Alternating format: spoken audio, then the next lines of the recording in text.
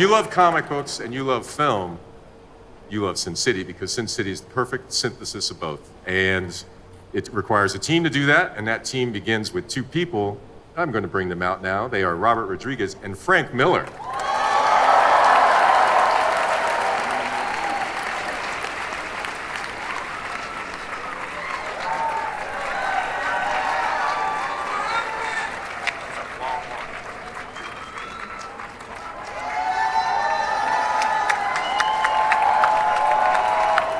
Frank Miller, ladies and gentlemen.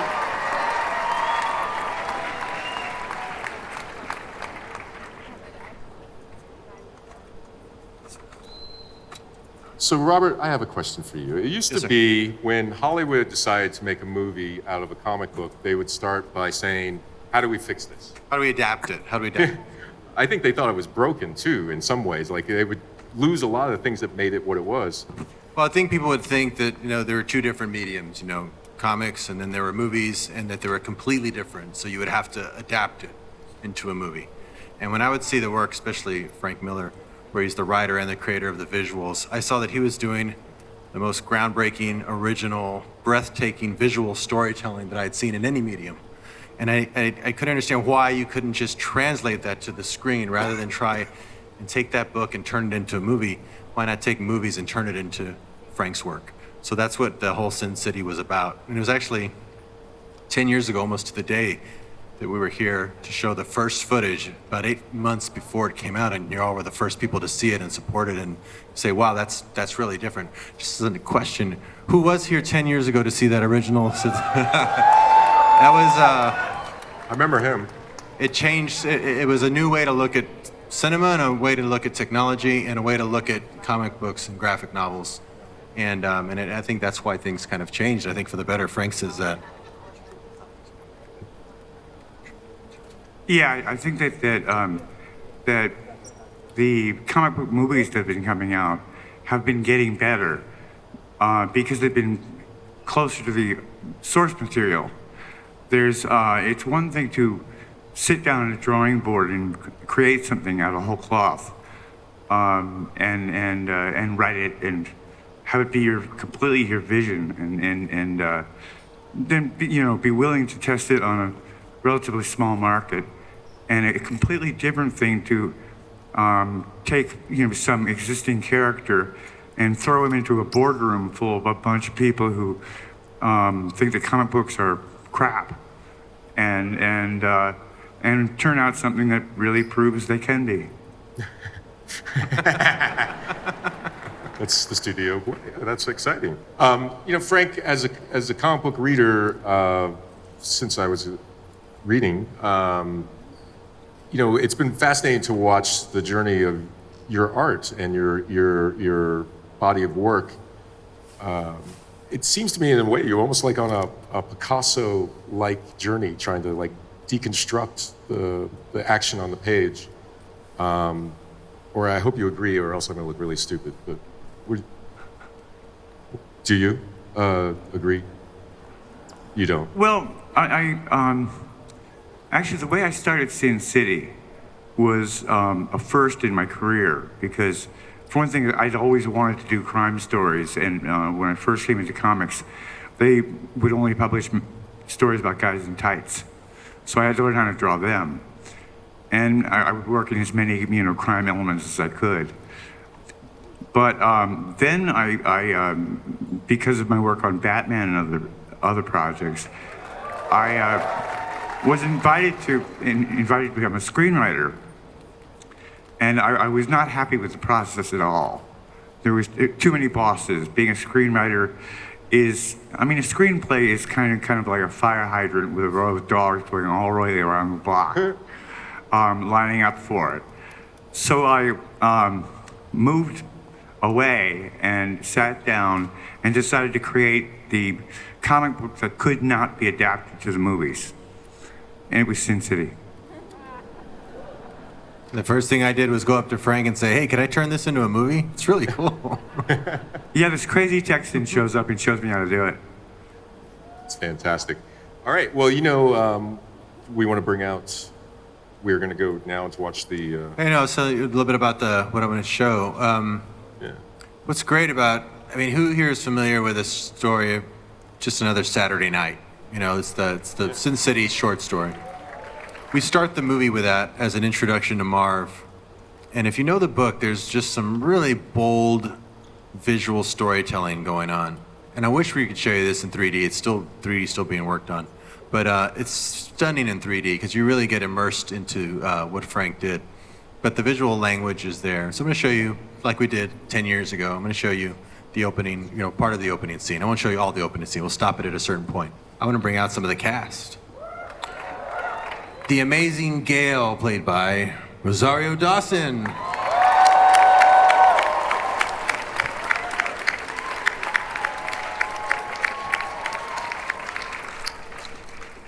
Dwight McCarthy from Dame to Kill For, played by Josh Brolin.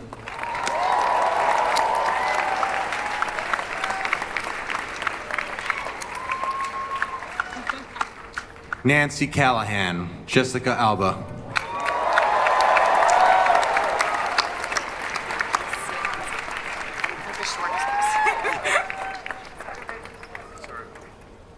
Hello, welcome everybody. Welcome to Hall H. Hall H says hello.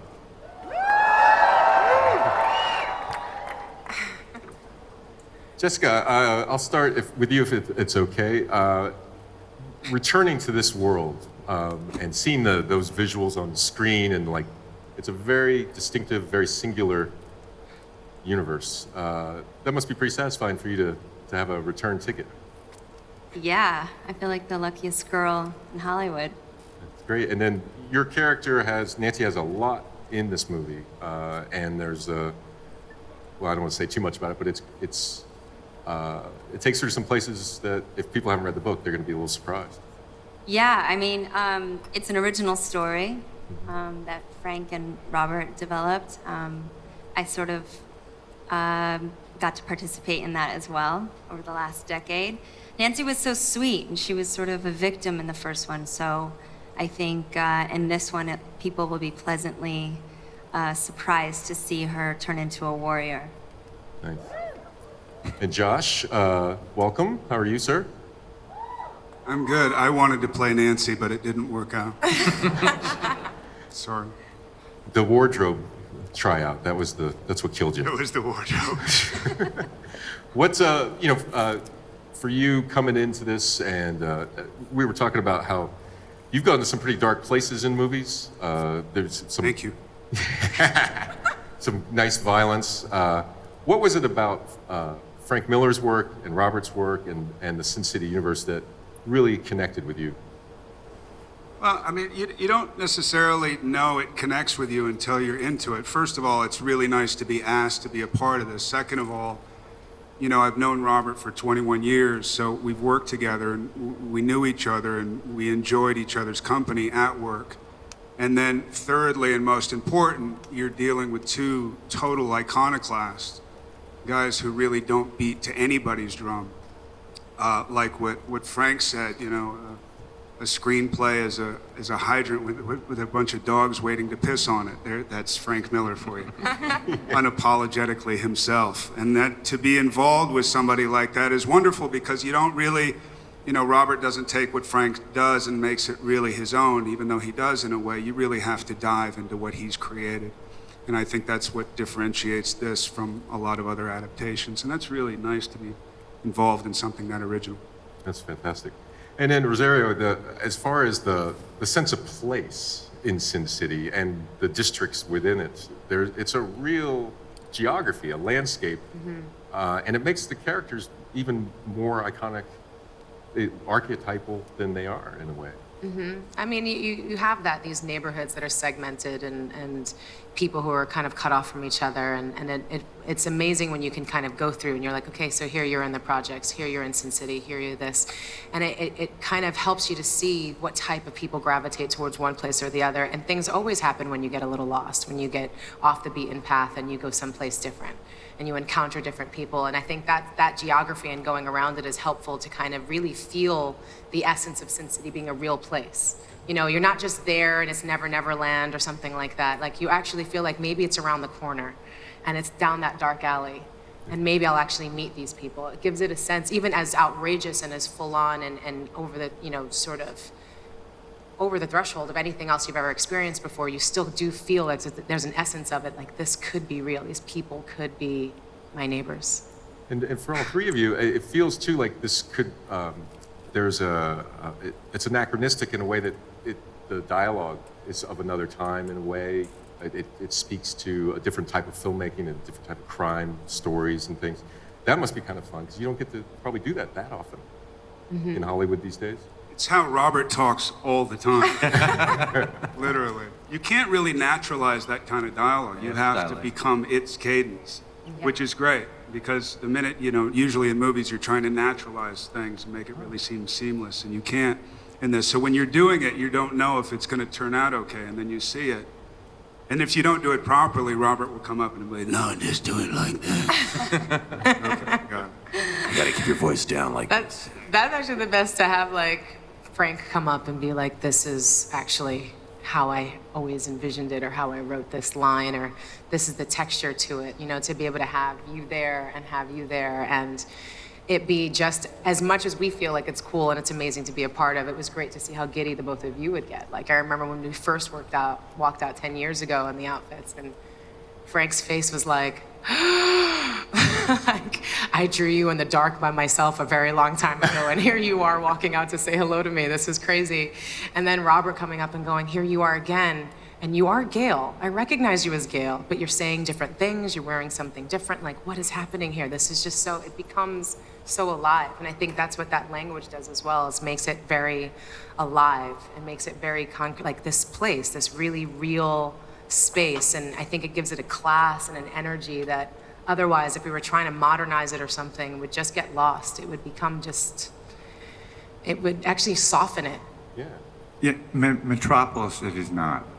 It's not Metropolis. No, it's not. I think that was the fun about it, was we'd go, and so I'd be operating the camera a lot of times. I'd be right there with the actor, and we'd do a performance that we thought was it, but we really want to get Frank's sign-off, so we'd run back very excited to see what his reaction is. And we knew we had it if we go back there, and he had this huge grin on his face. Frank doesn't grin very often, so if he had a big grin on his face, you knew you'd nailed it. And that was the most exciting thing, because he's dreamt it so long ago, never expecting to see it acted and performed, and it gives you goosebumps, when you hear a very iconic line, like Dwight saying, "Never let the monster out," or something like that. It's something he'd only wrote and drew, never thought he would hear it and see it come to life in such a great way. That was always the goal, was make Frank, really happy with seeing this come to life in the right way. Mm-hmm. And you've always championed keeping the film franchise rooted and tethered to that heritage and that legacy, and putting, making sure that Frank's name is in the title and things like that. And that comes from your fan affection for the works. I love the work. I knew what a singular work it was. I wanted it to be Frank Miller's Sin City. I actually made that the title so that when you looked it up, it would have his name first, because it was such an amazing work. I really wanted to perform more as a facilitator than a director, as far as, thank you. As far as making sure that this was very true to the source material. It was brilliant work, and Hollywood didn't get it back then. The Directors Guild didn't get it when I tried to explain that he was already a storyteller. He was just using a pen instead of a camera. But he was doing the most bold, breathtaking visual storytelling, and we try to emulate that with a film. It was an IMAX pen, I think, because it's got big vision in it. I have to he's a say, it was terrific director. incredible. Yeah, I have to say, it was incredible. The first time when I remember showing up on set, and to the level that you were taking it to immortalize this work, and using the comic as a storyboard, down to the angle, the level of where the camera would be, to the actual perspective, which was unusual, but that would be true to exactly what your vision of was, where you would actually go, okay, kind of go a little bit more to the right, raise your arm this way, because he had sketches of the characters put into the monitor so he could actually position you in the exact position that Frank had drawn it. That level, it just brought everyone up to the same sort of level of excitement of just going, wow, this has never been done before. This is amazing. It's awesome. And as you say, positions, it reminds me, Ray Liotta's in this movie, and as is Christopher Lloyd. But I was thinking of Ray's scene where he's in we see a lot of Ray. Oh, this the you see that the opening of Dame to Kill For, the way it's drawn, it was so incredibly drawn. We really try to emulate the lighting, the framing, and if you're familiar with the book, I think we really nail it with the casting of Ray and everybody who showed up. There's a huge cast. I mean, Stacy Keach, Chris Maloney, Jeremy Piven, Christopher Lloyd. People bring other characters to life besides these people up here. And you're going to be really surprised and thrilled. Eva Green, who does an incredible job as the Dame, incredible job as the Dame. I mean, she brings that super, to life and in 3D and will blow you away. We couldn't have been, it's taken a long time to get to the screen, but I don't think any other time would have been the right time like now. This cast would not have been there. We started actually shooting before we even had the full cast. The first person we shot was Jessica. And she came in so prepared, so really set the bar of what the performances were going to be like. I think that's what I was most surprised by, was how, even though everyone was great in the first film, it really was a very early for green screen. People didn't really know what green screen was back then. Digital photography was very new back then. So people knew what they were doing this time. They'd already seen the film. They already knew what this world was going to be. The performances are 10 times better, or 100 times better than the first film, because everyone knew what they were doing. And it started with Jessica, then Mickey, and then Josh became available. He dropped in. We were casting as we were shooting. So we got that amazing cast just on faith that they would show up and their schedules would work out. And it caused some pretty funny things, like when Josh showed up, his schedule became open. He was our first choice for Dwight, and he wasn't available when we started shooting, but by the time we got to his section, he was available. But with a catch. He showed up, and he goes, "Where's Mickey? Aren't all my scenes with Mickey?" And you go, "Oh, we shot him last month." So how does that work? He carries me around, he's driving me around, we're drinking together. I go, "Yeah, I know, it's the green screen, how we do it here." And they never met. He goes, "I've been wanting to work with Mickey for 20 years, and now I'm working with him, and he's not here." Well, kind of be there. There's a monitor. You'll get to see what he does. What was that like? It was really kind of cool, because you kind of could watch a scene and go, "Wow, Mickey's really funny in this. I can't do that at all. I got to go the other way." And you would balance the performances out. It was really pretty cool. You know where I got that from? I worked with Ricardo Montalban, and he told me how... I told him how amazing he was in Wrath of Khan, and he goes, "I did that all by myself." He said, I was acting, Will Shatner wasn't there yet. I had to perform completely, and then he watched my footage later and did his performance. And at the premiere, he said, "Thank you for your performance," because I got to watch it, and then I acted against that. He goes, "Well, I didn't have anything." So you got to do that, watching Mickey, and then performing against it as if he was there. What was that like? From that moment on, I only do movies by myself now. It works. I mean, we were talking, Rosario and I were talking about this before. You talk, being an actor or whatever that is, that you want to connect with the person that you're acting with and how much that means and all that. And Robert Rodriguez just blew that to smithereens because when we watch the movie, you don't know how the movie, especially when you do green screen, you don't know how the movie is going to turn out. So it's like, well, how does it feel? Well, it feels totally alien. It feels totally foreign.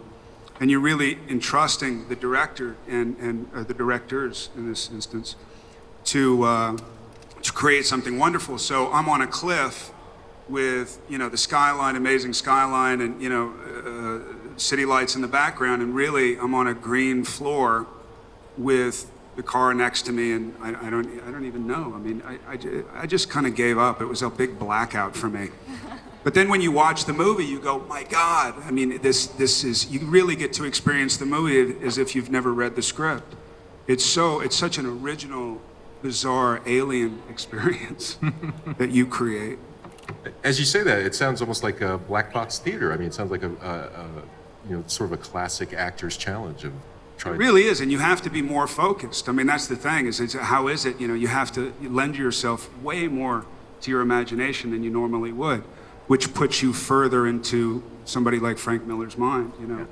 You can't, Frank Miller sucks you into it. You can't make it come to you. You have to lend yourself to it, otherwise it doesn't work, I don't think. Frank, you've had so much success in comic books. It's hard to even begin to sum it up, but writing at least the two greatest Batman stories. I mean, Batman Year One and Yes. The Dark Knight Returns. It's nice to see they got the movie titles right. They picked up The Dark Knight. That was good. But it's with Sin City. This isn't Daredevil, which with the great Daredevil run you did, and creating Elektra and all that. But these are characters that sprung from you. Yeah. Does that make them especially different in a way to you? Do you feel more protective of them than, say, Bruce Wayne? I feel very protective about every character I've worked on, but creating characters out of whole cloth is a whole different experience. And when I was working on Sin City, I was after a particular, when I was first drawing it, I was after a particular tone and a particular feeling. I knew I wanted that antiquated way of talking where women would be referred to as dames and such. And I had, no intention of seeing it on the big screen. What I think really emerged in the making of the second movie was that the whole world who saw it actually got used to the world of Sin City and accepted it for what it was. And so everybody from the audience to the cast came in that much more comfortable with the kind of dialogue that I'd written. So when Jessica showed up, she was already, I went over to say hi to her, and she barely said hello to me because she was already in character and ready to do a graveyard scene. When Rosario showed up, she so owned the character that I had almost nothing to say, except thank you and try on the executioner mask. Rosario was so funny when she showed up. She was shooting another movie, and so in the first film, she came in and she was like, "I'll do anything you need." She shaved her head into a mohawk to look like the character. And this one, they said ahead of time, she can't do anything really radical with her hair because she's filming another movie.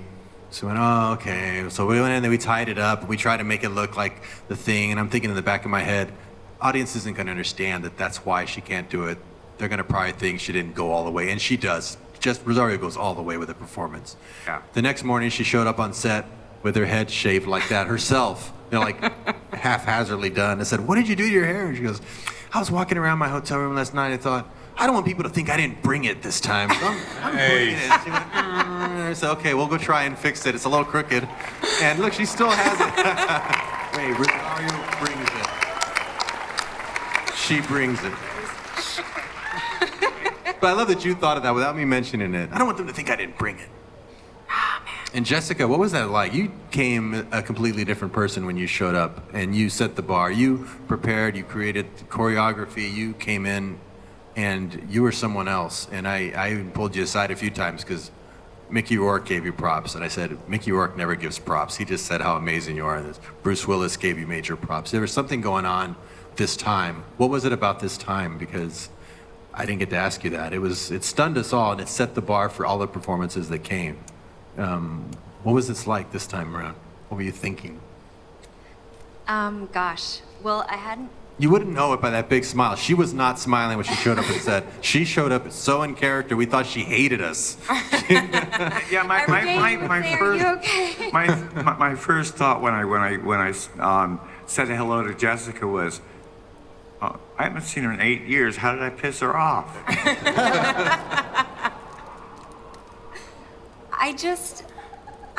I don't know. I just really kind of connected with the dark side of Nancy, and it was hard to detach from that until the movie was over. Yeah. And really, the whole time I was in Austin, I stayed connected to that spirit. I don't know what else to say. Nothing would break it. We'd make jokes, you wouldn't laugh. Nothing helped. I thought, but I thank you guys were there. so You were much. there. And I felt like I was also just more mature. In the first one, I was in my early 20s. I was just trying to figure it out. I was so intimidated just being in your world. I mean, in Austin, it's kind of an intimidating world if you don't know how sweet and warm and awesome you are. And Frank, you can be kind of intimidating, Frank. Oh my God. You may not. You may You're in not for a see it. surprise. And You're in so for a I surprise was when you like, see this movie. I was like just trying to figure it out. But the second time, I felt comfortable. I felt like a woman. I felt comfortable in my own skin, and I wanted to kick ass. Yeah. Nice. It's one of the great transformations in this movie, in the series of films, because it starts with this innocent little girl in the first film, and when you see what she becomes by the end of this, it's pretty breathtaking. So you're in for a surprise. I don't know this, so forgive me if, did you get to do a lot with Powers Booth on the set? Because his performance in this movie, I think that is going to He is one scary mofo. He is. He makes is- me nervous, really. So even I watched the movie with him, this movie with him, and it's hard to even look at him. And I know he was like, I have a company, and he uses my company's diapers on his grandkid, and all this, and I wanted to run away. Yeah. He's so intimidating. He's really good in this. And Eva Green, I mean, Too. she is one scary woman. Yeah, they are definitely She heavy. is capable of everything. Robert, when did you talk a little bit about some of the cast members that aren't here, so getting their performances? Joseph Gordon-Levitt? Joseph Gordon-Levitt. Oh, he's so good. I think that was the most exciting part was we knew after the first film, well, even when we were making the first film, we knew we'd do Dame to the Kill for next because that was the book we skipped when we were adapting the other stories. It was just too long of a book to try and squeeze it into the first film. And Frank right away said, that would be better as a sequel. It would answer some of the questions of, some of these characters if we gave that its due. And we wanted to surround it with some other stories, like you saw part of Just Another Saturday Night, but then thought, let's give the audience something they can't just go to the, comic book store and buy a book and know what's going to happen already. Let's surprise them with some new stories. And I think that was the most exciting, was being part of Frank's writing process. He would start telling me about this character named Johnny, and I would put on my tape recorder and slide it over and be like listening, and that's how it started to be written out. And he'd be drawing. Another great thrill, seeing Frank Miller draw original storyboards on the set, because we don't have a graphic novel to go with those stories. So all those shots had to be created, and he would draw them sometimes ahead of time, sometimes right on the set. And it was just a thrill, and getting to work with someone like Joseph Gordon-Levitt and create this character with Frank and build up a new story that feels like it would fit right in with all the other stories. That was exciting. There's one moment I have to mention about drawing the storyboards. And that's that there was a shot of Jessica that I had drawn where she was, I won't give anything away, but she was in an action pose. And I drew the way I draw. I mean, it's not what we call realistic, and not in the real world. And I looked over at her on stage, and she was in exactly the pose that I drew. And it was an impossible pose. and I said, "What are you doing? I mean, how are you getting like that?" And she said, "That's what you drew." And that was the end of the conversation. We're all there to fulfill your vision, Frank. There's We're backwards. one thing I wanted to ask you about is technology. When you were talking about, it's kind of interesting that you wear so many different hats, first of all, and you do so many things. When you were pushing your phone over to record, Oh, yeah, him, record you it, also yeah. you also tell. Oh yeah, folks- well the technology changed a lot in the last 10 years. I mean, that was the really early days of digital. I mean, I had done I think the first digital 3D movie just before I did Sin City. It was called Spy Kids 3D, and it was, the cameras were like, this big. This time we had Jim Cameron, Vince Pace's latest cameras right off the factory line. They were like Ferraris. I mean, they didn't slow us down at all. We were able to shoot very, very fast to keep actors in the mode. And the technology was really great. Another thing technologically that wasn't there 10 years ago was these smartphones. I got to write the score again. I didn't think I would get. And one of the favorite things about the movie is Sin City was the score. This whole film noir score. You never get to write music like that. And I was really afraid. I had a lot going on this year. I didn't think I'd have the time to sit at my music machine and make music. But these things are a godsend. I'll tell you how most of the music was written. I'd be like asleep in bed, and I would turn on just the built-in app that has a recorder, and I would hum in, half asleep. I'd think of like a scene of music, while we were filming, and be like, dun, dun, dun, dun, dun, dun, dun, dun, Okay, on top of that. Robert, sending you are screen. not well. And then go back to sleep. The next day, I'd go to my music station, play it back, and go, what the hell is that? And I listened to it, and I would work it out on the keyboard, and that would be the score. 80% of the score was written on the phone first, and then translate. And I would bring it to set the next day, and Jessica would be acting to it, say, can you play that score again? And it was really cool just how far technology is able to capture an idea, you know, and help facilitate those things. So you really phoned in the score.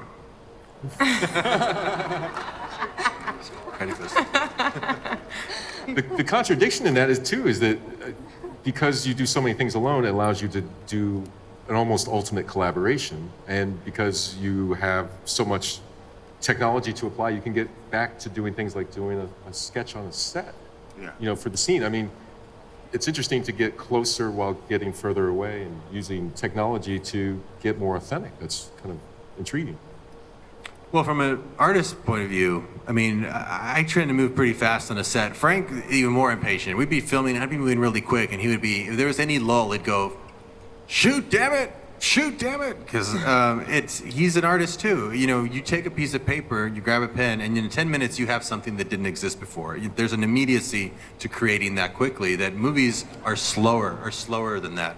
And it makes you quite impatient. So that's why I think we tend to move very fast, because we know creation doesn't have to be a long process. Well, it really works. doesn't. It works both ways, because there are also times when I would come up with a shot and I would just put down maybe 6 lines, just beginning the drawing, and then I'd get to work on finishing the drawing, and I'd look at the monitor and he'd already shot it.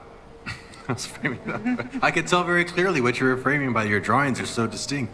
I guess that's going to be a head. That's a shoulders. It suggests a low angle. We had to keep moving, so I had to set it up. It was very fun, very fast. There's a big box of drawings that need to be on eBay here. I mean, it's a lot There's a of bunch drawings. of great drawings. Okay, we're going to take some questions from the audience now, I think. If you have any questions, please step to the microphone, and remember that a question ends in a question mark. Nope. No threats, proposals, pitches. Mr. Miller, it's an honor. Thank you. Thank you. I was wondering, your movies 300 and Sin City, thanks to Mr. Rodriguez and Snyder, like, these are the greatest translations of comic books to movies, like direct translation, and it's amazing.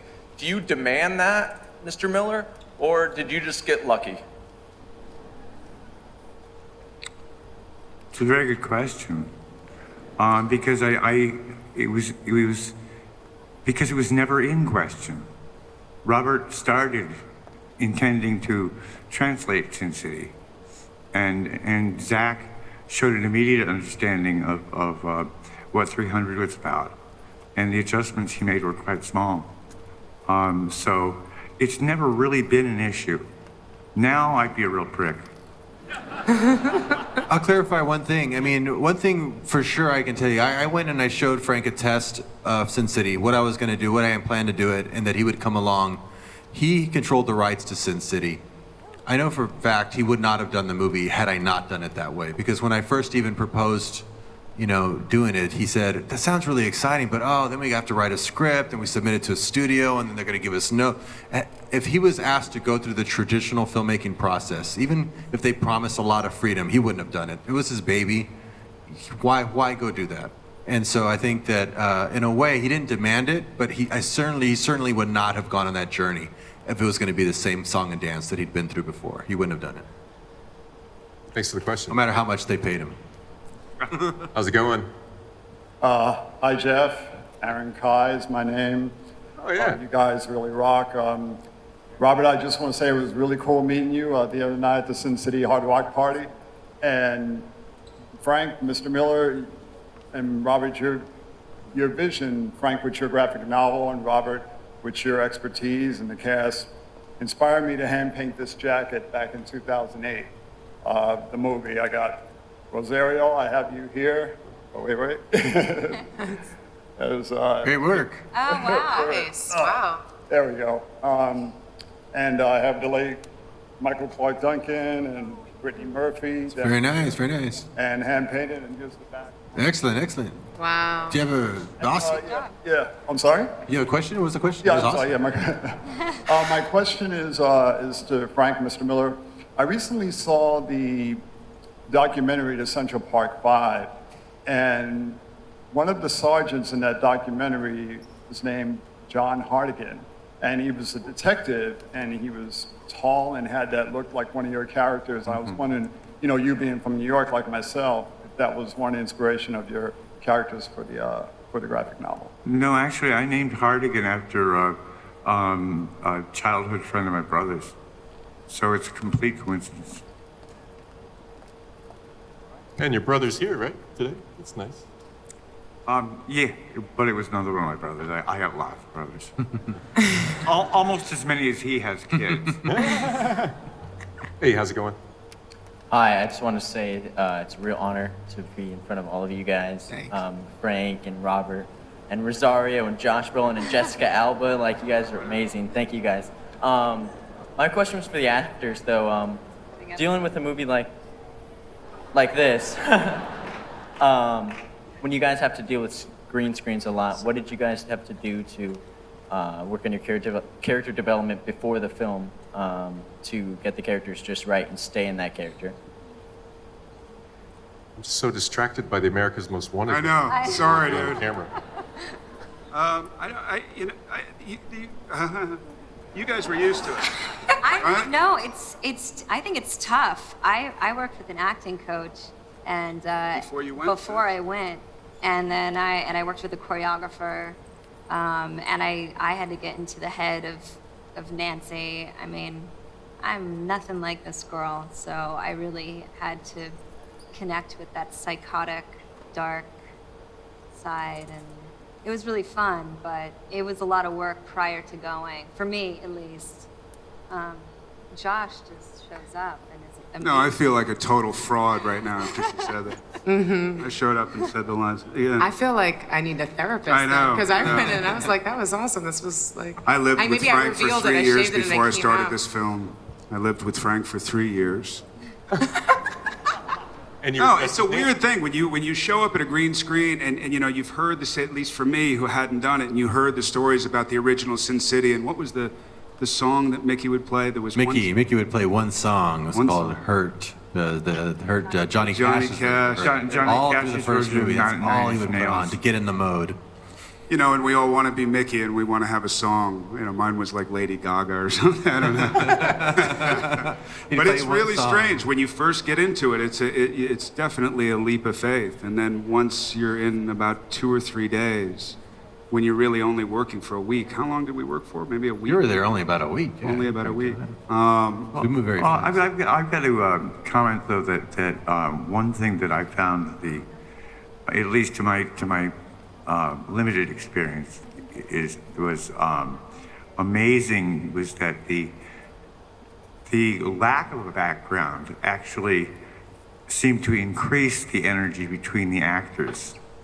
They could focus on each One other. of the most memorable scenes in the first Sin City was between Jessica and Bruce Willis, where she was professing her love to him, and they were on a couch together, and the only thing there was the couch and them, and the intensity they brought was so great that we were able to shoot the entire thing close up.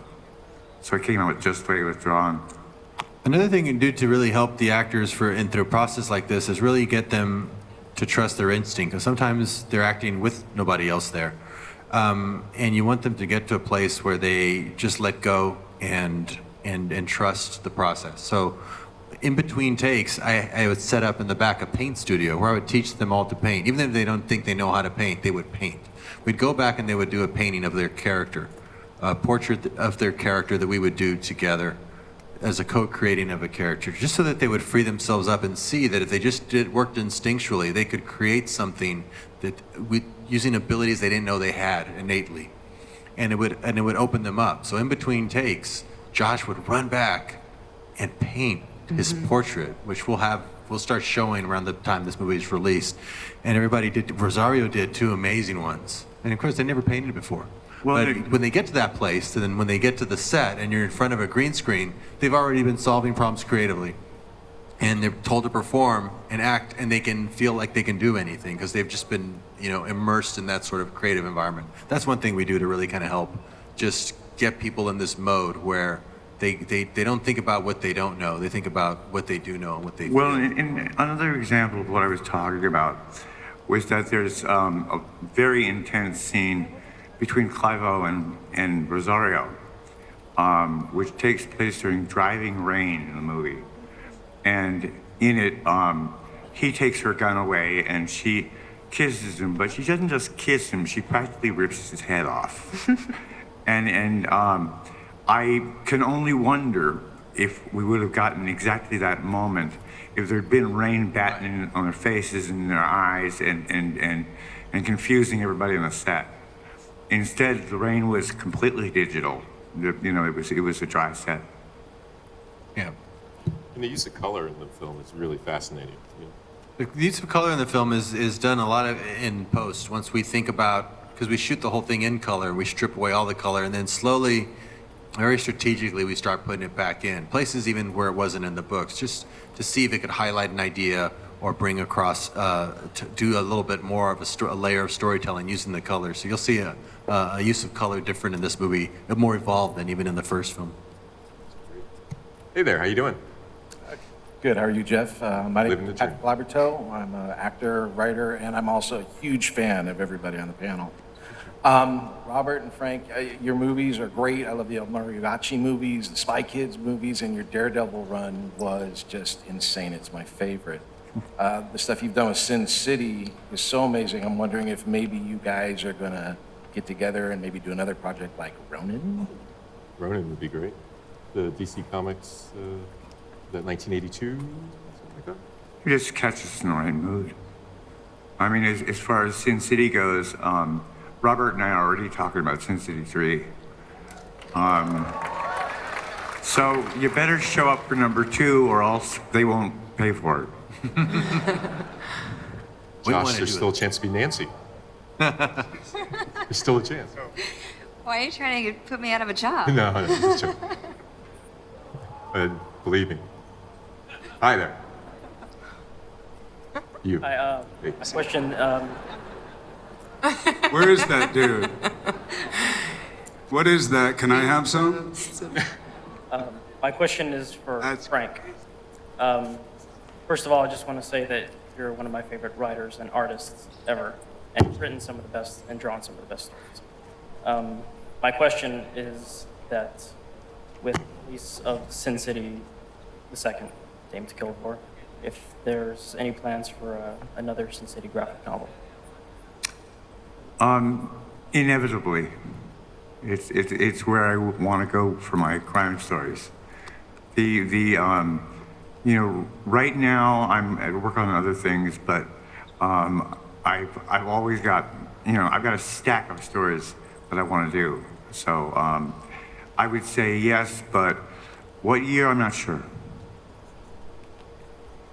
Hello, how are you? I'm doing well, thanks. My question first is for Mr. Rodriguez because obviously between the first Sin City and now, we unfortunately lost Michael Clark Duncan, and of course we had you had to recast that role, and he owned the role of Manute so well that I just couldn't picture anyone else in that part. So I was just wondering what went into your consideration in recasting that role. And quick question to Mr. Miller, is there any chance we'll get to see Martha Washington on the big screen? Nice. Okay. I'll answer first.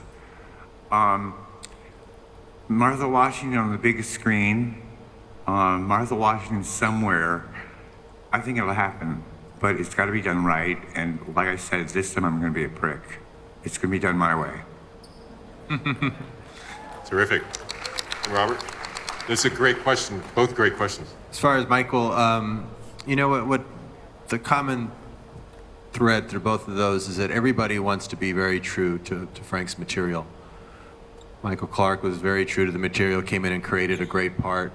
after his passing. Dennis Haber, who knew, Michael and was friends with him, came in to take the torch and continue it. And since it's a prequel, it actually works really well, what Michael did. And Dennis is stunning in this movie. You're going to be very pleased with what he did. He really paid tribute to Michael and also created something unique and that's going to make you want more. I mean, he really is a standout. And it takes a real artist and a real gentleman to come in and do that for his friend and for the franchise, and also to stay true to what Frank created in the first place. It takes sometimes many people to play one amazing part. We all kind of signed a book, My book. Kill For, and wanted to give it out to a great question. That was a great question, so we're going to give this to you.